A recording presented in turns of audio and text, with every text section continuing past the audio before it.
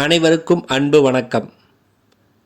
500 ரூபாய் நோட்டுகள் செல்லாது என வைரலாக பரவும் வாட்ஸ்அப் செய்தியால் மக்கள் குழப்பத்தின் உச்சியில் உள்ளனர். இந்தியன் ரிசர்வ் வங்கி மார்ச் 2026ஆம் ஆண்டுக்குள் 500 ரூபாய் நோட்டை படிப்படியாக அகற்ற தயாராகி வருவதாக அந்த வாட்ஸ்அப் செய்தியில் கூறப்படுகிறது. இந்த செய்தி உண்மையா என்பதை பற்றி ஆர்பிஐயின் விளக்கத்தை அறிந்து கொள்ள நம்ம சேனலை சப்ஸ்கிரைப் செய்துவிட்டு வீடியோவை முழுமையாக பார்க்கவும்.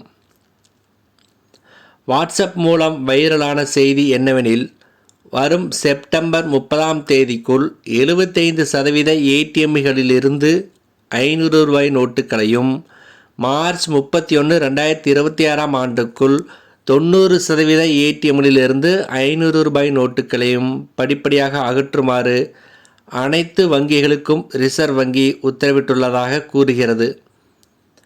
இதன் விளைவாக 31/3/2026க்கு முன்பு பொதுமக்கள் தங்களிடம் உள்ள 500 ரூபாய் நோட்டுகளை மாற்றிக்கொள்ளுமாறு அந்த செய்தி வலியுறுத்தியுள்ளது. செப்டம்பர் 30, 2025க்குள் குறைந்தது 75% ஏடிஎம்களில் 500 ரூபாய் நோட்டுகளை வழங்குவதை நிறுத்திவிடும். மார்ச் 31, 2026க்குள் 90% ஏடிஎம்கள் இந்த விதியை அமல்படுத்த வேண்டும். ஏடிஎம்களிலிருந்து ரூபாய் 200 மற்றும் ரூபாய் 100 நோட்டுகள் மட்டுமே வழங்கப்படும். எனவே இப்போதிருந்து உங்கள் 500 ரூபாய் நோட்டுகளை ரத்து செய்ய தொடங்குங்கள் என்று வைரலான செய்தி கூறுகிறது. 500 ரூபாய் நோட்டு பற்றிய செய்தி தவறானது என்று ரிசர்வ் வங்கி அதிகாரப்பூர்வமாக தற்பொழுது அறிவித்துள்ளது. பத்திரிகை தகவல் பணியகத்தின் அதாவது PIB உண்மை சரிபார்ப்பு பிரிவு இந்த செய்தியை முற்றிலும் தவறானது என்று கூறியுள்ளது.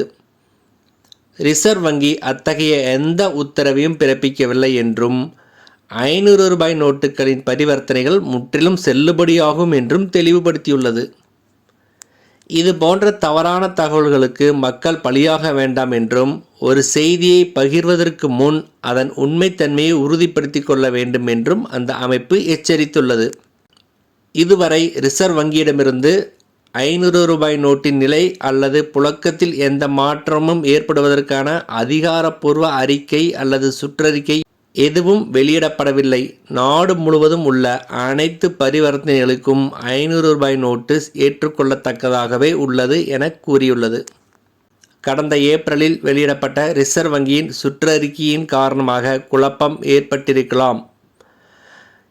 கடந்த ஏப்ரல் மாதம் RBI வெளியிட்ட சுற்றறிக்கையில் ஏடிஎம் ஆபரேட்டர்கள் ஏடிஎம் மூலம் சிறிய மதிப்புள்ள நோட்டுகளை, குறிப்பாக 100 ரூபாய் மற்றும் 200 ரூபாய் நோட்டுகள் கிடைப்பதை அதிகரிக்குமாறு அறிவுறுத்தப்பட்டது.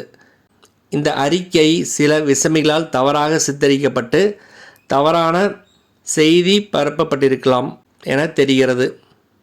நன்றி, வணக்கம்.